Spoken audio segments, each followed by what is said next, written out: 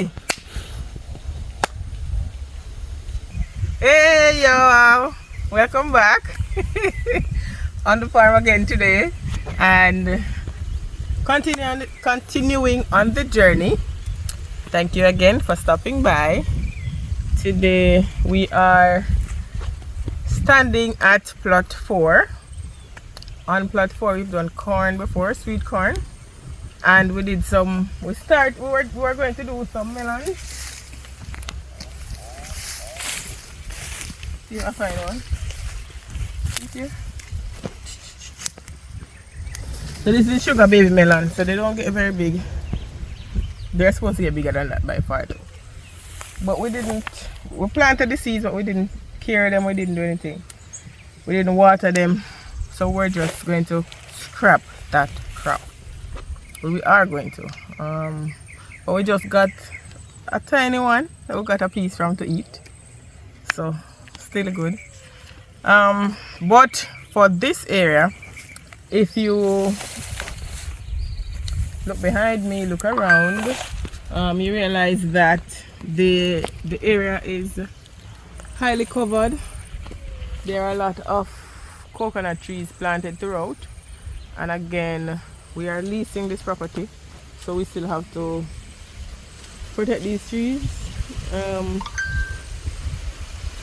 Scotch bonnet peppers, which we're trying to focus mainly on, largely, well, requires a lot of sunshine, so we are kind of skeptical about putting Scotch bonnet in this area, but we're going to be experimenting with a crop. You will find out what the crop is later, but right now we're clearing this area to start that new crop. We're going to be doing a few things differently. These hoes, as you know, we've had a lot of challenges before with blockages from the hose, but we want to change this section to drip tape. So we're going to be removing the hose to start with the drip tape. We wanted to plow the area back over, but we don't have access to a tractor right now, so we just have to make do with what we have. We can't wait until the tractor comes because we don't know when that is. So we're going to be working with it as is, removing the hose. And this plot was clear, fully clear, about a month ago. You see those grass? They're taller than me now, so we have to try to clear it again, and so we can start planting. Me alone? I work again. Really? Yeah. Come wet. Well, sweaty. Yeah, wet. That's how now we're not true. But anyways, we're on another acre of land, predominantly planted with coconuts. The good thing about coconuts is you can drink it when you're tired. So we have had about 4 so far. Yeah. 2 each, not 4 each. Yeah, 2 each. But today we're just going to just show you basically what we go through to prepare a 1 acre plot. I don't think you're going to put him that today. Why? You're going to prepare the plot today? Well, some of the preparation activities. And we're going to weed the next plot. When I finish weeding. Oh, that's right. We started, but I think the worker started overeating, so we had to stop. But some people don't overuse. You get me that bonnet twice. Looking for tips on how to use a worker. Ignore shaddies. Anyways, what am I doing? You see, I lose my thought. Just think it again. Yeah. So it's just the 2 of us. But I think so we have a team of 10 or 5. Just the two of us. Full-time jobs. And we do this whenever we find the time to. Any little spare time, we're here. But it's just the two of us. Even work, even though I'm the strength, and Shanice claimed that she is the brain behind the operation. Yeah, I'm the brain. But yeah, so we're going to be rolling up the hose. I disconnected the hose from the top part of the plot, You want to see on show say this or? yeah. And then we'll be rolling up the hose. Shanice gone 2 so far, so when it finish 3. This to make sure you know. Alright, we'll show you how much me do compared to what she do. Alright? Punch out this. Why? No, so me catch you as a good giant. Yeah, always a go like it. Always a go like you do all that work, yeah? Everybody knows I'm not sure. Come, let me dry it out, man. I mean, I do all that work, but let's ask you for a little help. Dry out myself. Help me not drop. Me want you drop. Suck up this one. Come hold this. So pull it up. Like a bit of help.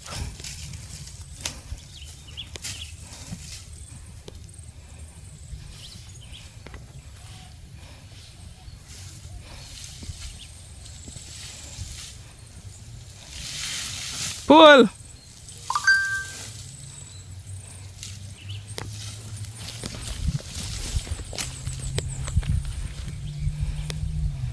So we'll have to clean up this area a bit.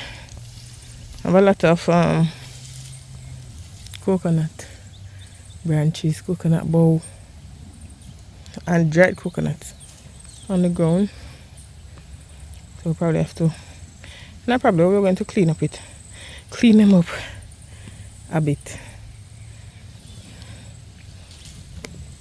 So the area is better prepared, but we'll have to get rid of all of this grass.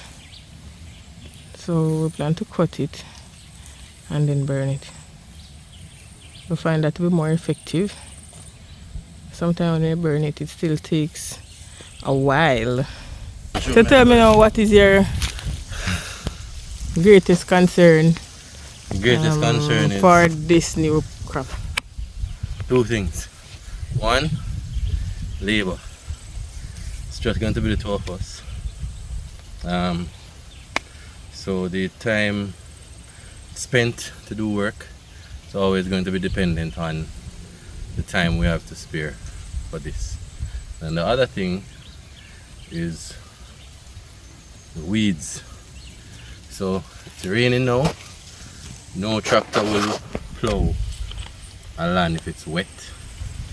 That's a major issue. So in the rainy season, I find it's very difficult to plow your acre or your property using tractor. So we won't be able to plow, and we won't be able to put on the plastic mulch. So we'll be because why?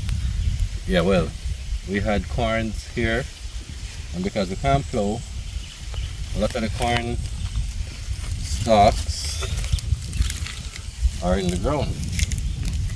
Because a lot of the other grass things too. Yeah. A lot of these. So even if you were to use herbicide or a waka, you'd still have the sharp edges up, and that will pierce the plastic, and it would negate the whole purpose of using the plastic mulch to reduce weeds. So we'll have to battle the weeds, which once it rains, they're everywhere. So we need to go one tractor. It will just be the 2 of us. Go with tractor? You know what? Definitely. Working towards getting a tractor. Definitely, because it's a must have if you're going to do farming on a permanent basis or on a large scale. Must have. So tractor, implements to do the plowing, and the implements to actually put on the plastic mulch. And there are other things that you could do with the tractor, like spraying and The other things not come to mind, but yeah. Get working.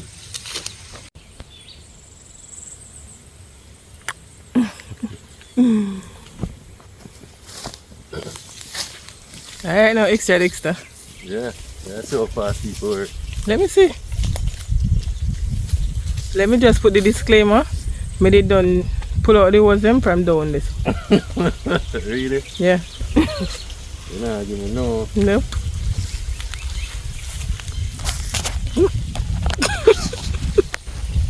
You can't do this. You can.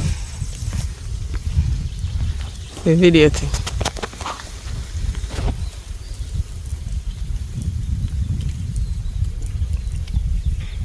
It's not so hard, you know, just pull the hose. Just pull the hose off of this something. See? No. Brains. Oh my gosh. And you want to dispute that? Send me the brains.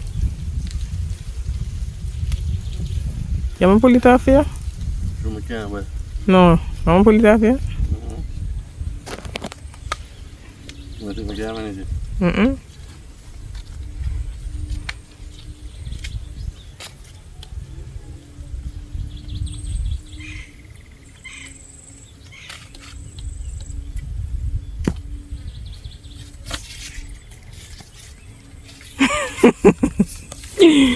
You think it's easy, you know? Don't realize. It's easy. You know you're going. It's not easy.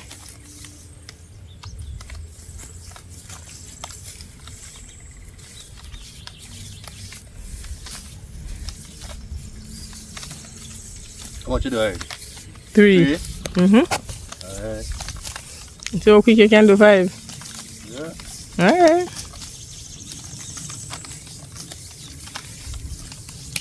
But you wouldn't try plant watermelon there again? On a small scale. I'm going to tell you my biggest weird melon. You can't see the quality. So you sell people things and you can't really guarantee the quality inside, you know. People can call it what can say. One of them melon are young. So you might think it's ready. You must know when it's ready. You can't know all the time. Because even with the pumpkin, when we plant the pumpkin, and we followed all the signs. First leaf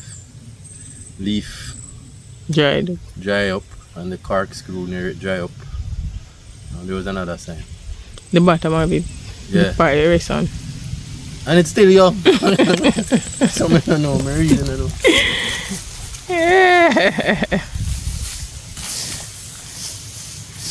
Because I pull up that down this already, you know. Oh. I will plant it again though, but I do 1 acre of melon. That's the 1 acre melon. Plus the price of melon just volatile. Yeah, but price for everything. So that's true. And then we have to go find a market for the melon. Because we don't want to sell 10 pounds of melon. Yeah, but we just get a market. Shall not don't mash up my melon them. You want them? Me I go eat them. Alright. And that's the next question I want to ask people. What do you prefer as a farmer? To sell in bulk or to sell your produce in small quantities but for a higher price? Question that I want to answer. For me, I would sell in bulk. You do quantity. Quantity. Than try to sell in small quantities for a higher price. Yeah, the Chinese approach. Yeah. Sell a lot. What you small profit. Quick. Yeah. Chinese approach. Yeah. Small profit fast. A lot. Because if we have a 1 acre melon. Yes, you're untired. No, you're untired. You're untired. You're gonna get a rest. You're a rest, your lad. What mean that sound like? I don't know. Yeah, if you have a acre of melon. How much pound about? 10,000 pounds? I don't know. About 10,000 pounds?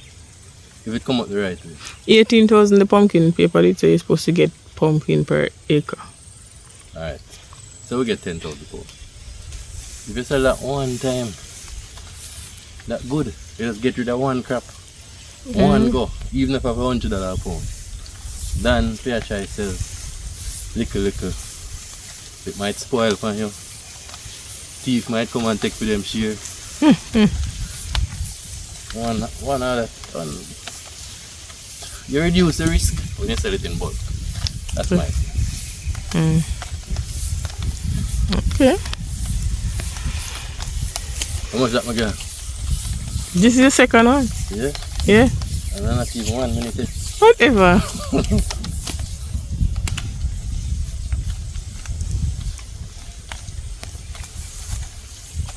So these are 12 drip holes. A roll of this costs between $25,000 to $30,000. I don't know what it is now. I bought these probably a year ago. So yeah.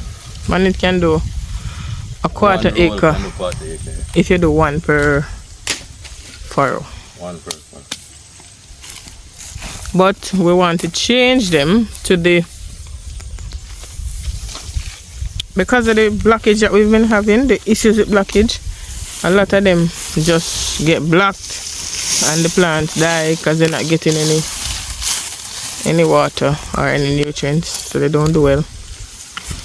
And then I was having a discussion with a fellow farmer, and he was telling me that with the drip tape you probably use less water because it can saturate the soil faster. That's Javon.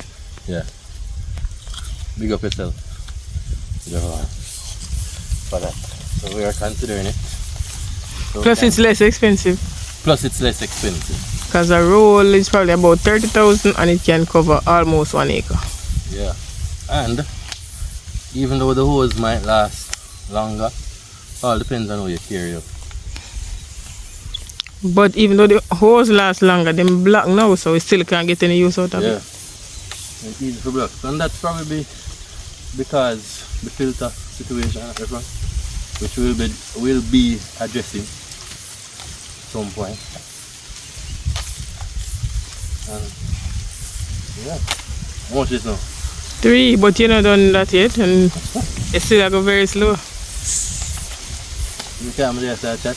No, me can't see so you're tired. I chop on coconut. No, you're rest. You see, you ever not see that? You're gonna get to rest. I chop on coconut. Me can't chop coconut. See? You may have to do work, video, cut coconut, and you barely do nothing.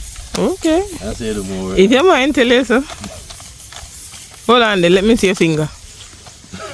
Let me see your finger now. Oh, you're chopping coconut. You don't have no talk. Me can chop the coconut and chop my finger. I want to do next year. But my finger wouldn't cut. That turn dry coconut, what you do? Whatever. Tree that, you know? Funny. But anyway, I'm looking for suggestions on how to manage these weeds. Yeah, I know about the herbicides, but they don't last very long, especially during the rain. See the melon? Actually come up without any nutrients or No cure at all. water or anything. We didn't water it or anything. No care. But yes, Superman, go. And you done this now, you know you're tired, right? No. Yeah. So it's at 5 minutes and catch up. You have to do 5.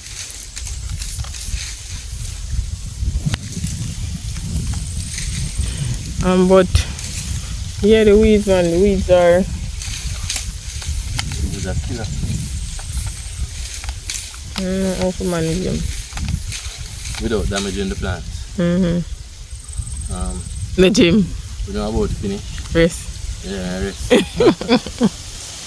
We know about finish. But finish sometimes damage the plant.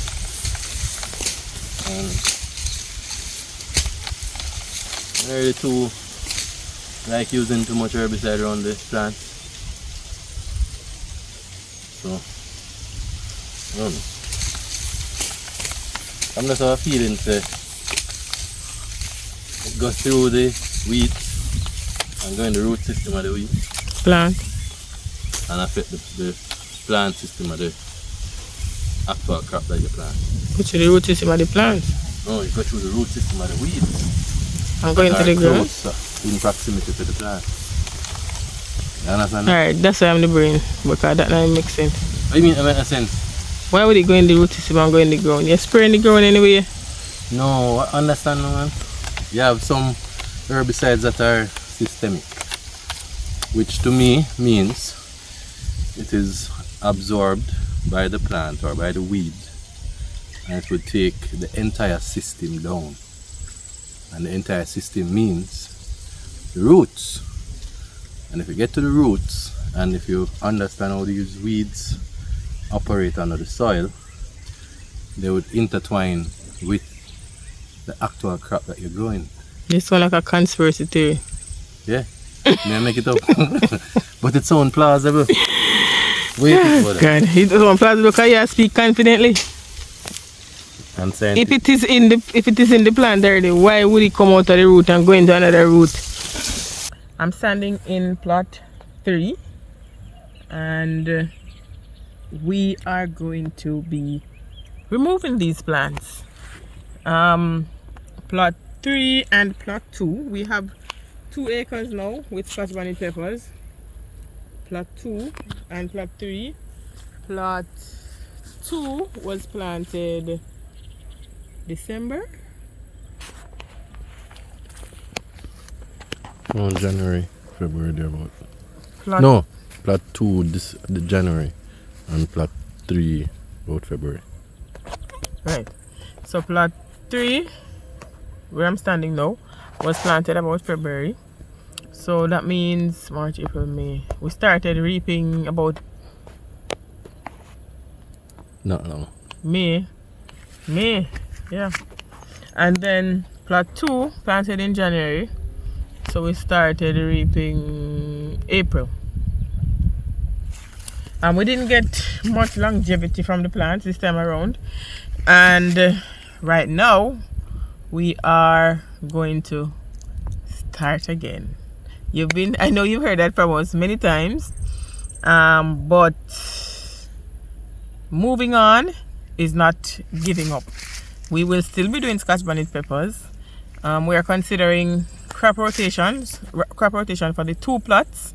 So we'll be planting something on plot 2 and plot 3, something probably short term, and then go back to our Scotch bonnet peppers.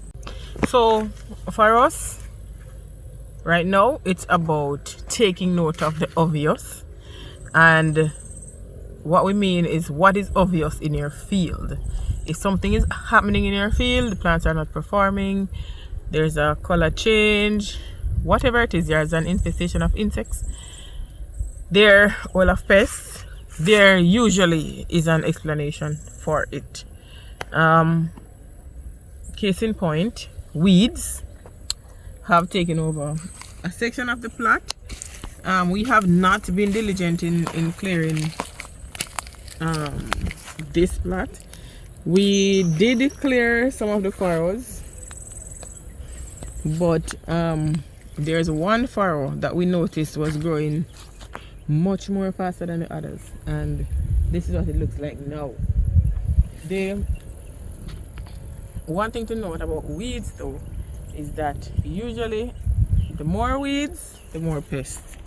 Weeds tend to, I don't know if it harbor it or it attract it, or but somebody who is more learned than me in that area can tell us, but usually more weeds, more pests. And so field sanitation is very, very important. We try to maintain the field so that there isn't excess weeds. And then weeds, once left unchecked, especially in the rainy season, it gets out of hand, and then it becomes so difficult to pull the field back and to get everything functional again. So don't delay with the weeds. Have a weed management plan continually. This plot, we realized that it wasn't performing, so we really didn't put all the effort that we should have as it relates to managing the weeds. But we know that weeds and pests go hand in hand. Second observation: if you look at your pepper trees, you realize that peppers don't grow in the same space twice. So once you've reaped a pepper from it, or even if it just had a blossom and then the blossom fell, we realize that another pepper won't grow here. So the trees have to continue putting on new growth so that you're able to reap. So only the new areas. So if you look at even here at the top of the limb, this would have blossomed before. See that it's brown, so it's blossomed before and the blossoms fell, but they won't grow here anymore. But there's nothing else here at this section to blossom again. This one is blossoming, but it's so the Y is so small. So for us, we don't think the plant is growing fast enough to be able to produce how it should. And so we at this point, the cost of trying to revive this field wouldn't be economical for us. So it would be best for us to just get rid of these and start over again. The slow growth and the slow production could be for a number of reasons, one of which is nutrient deficiency. We don't know what it is, we're not experts, but usually nitrogen and potassium are important nutrients and important to growth and production, fruiting. So we don't know what it is, but it could be because of that nutrient deficiency. So if you notice, a lot of the leaves look like this, small curl, two colors. So once we see it start looking like this, we are not very hopeful that it will come back. Yes, there are a number of blossoms on it, but this has been the case for a while. We will get blossoms but no fruits. So something is happening there. The molting is an indication of the tobacco mosaic virus, and our research also says that the mosaic virus can reduce production of the plant, so it won't produce as much when it has the virus.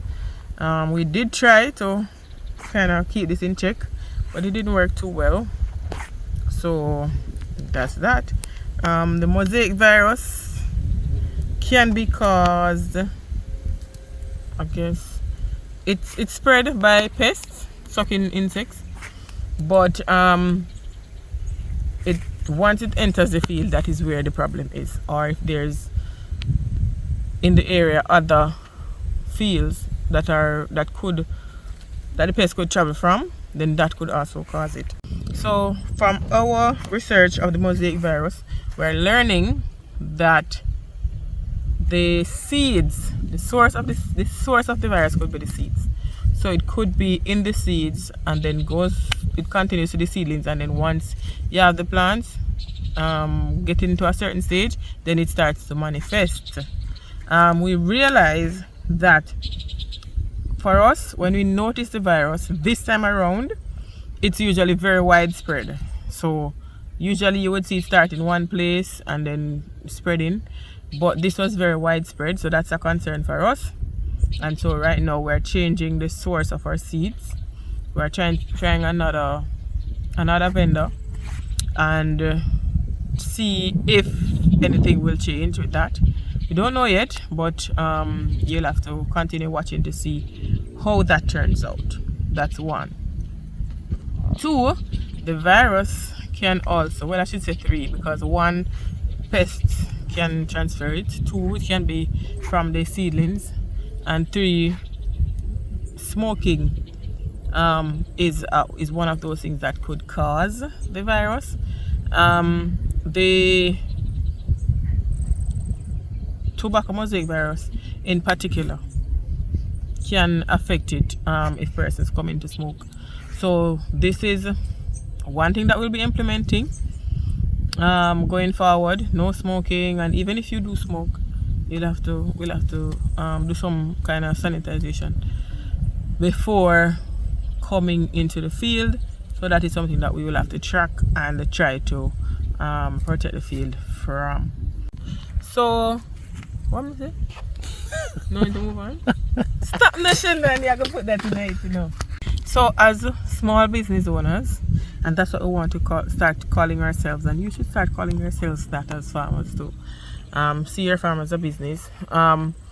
We have to know when to move on, and again, moving on is not giving up. You move on from this crop because it's no longer economical to continue along that route.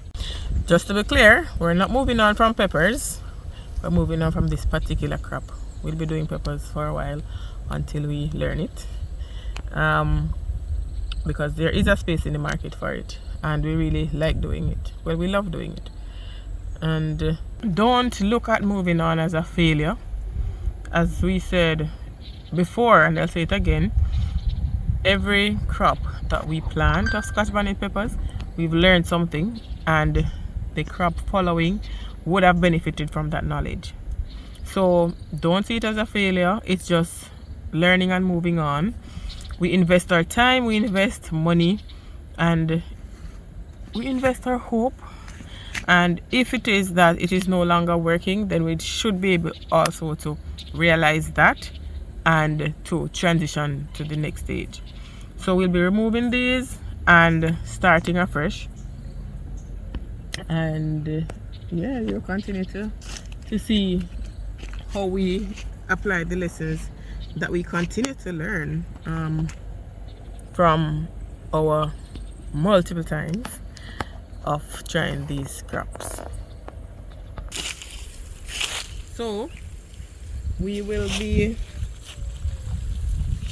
preparing this part right here, and by preparing I mean removing the weeds, to start cultivation here and build this out while we replenish and start over plot 2 and plot 3.